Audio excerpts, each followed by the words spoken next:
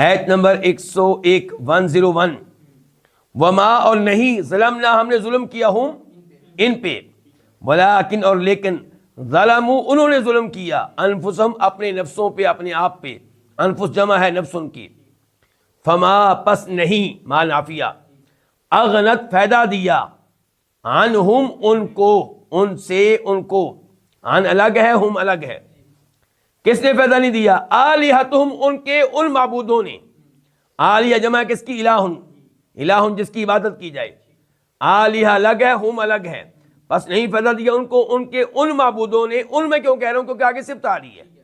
کون سے معبود؟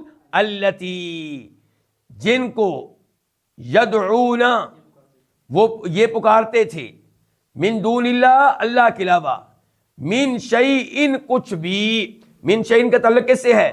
اغلظ سے ہے، من شیء کا تعلق کس سے ہے؟ اغلظ سے، یعنی کہ ان کو کچھ بھی فائدہ نہیں دیا۔ من جو ہے یہ زائدہ ہے تاکید کے لیے، کچھ بھی یعنی کہ ذرا بھی۔ کب؟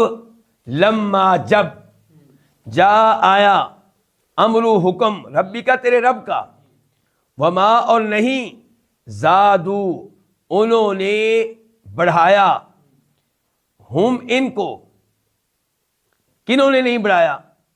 معبودوں نے، اور انہوں نے نہیں بڑھایا ان کو، ان کی عبادت کرنے والوں کو، اور انہوں نے ان کو نہیں بڑھایا غیر تتبیب، ہلاکت میں ڈالنے کے علاوہ، خسارے میں ڈالنے کے علاوہ، تباہی میں ڈالنے کے علاوہ۔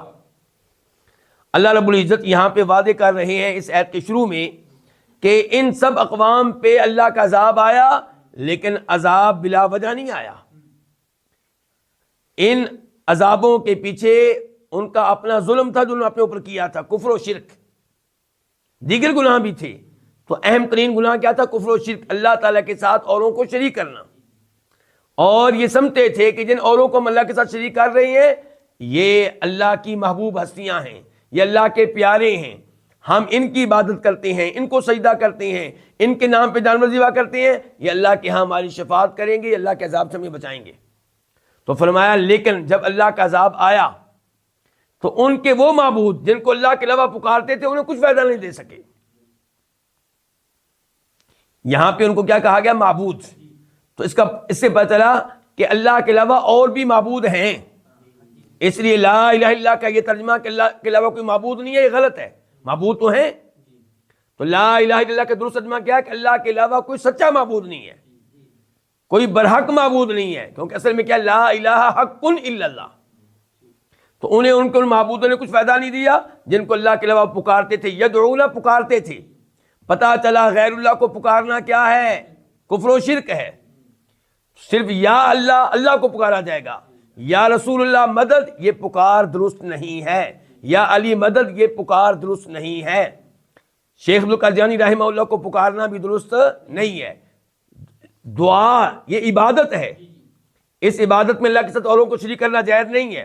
اللہ نے فرمایا من شیء، یہ ان کو کچھ بھی فائدہ نہیں دے سکے، ذرا بھی فائدہ نہیں دے سکے۔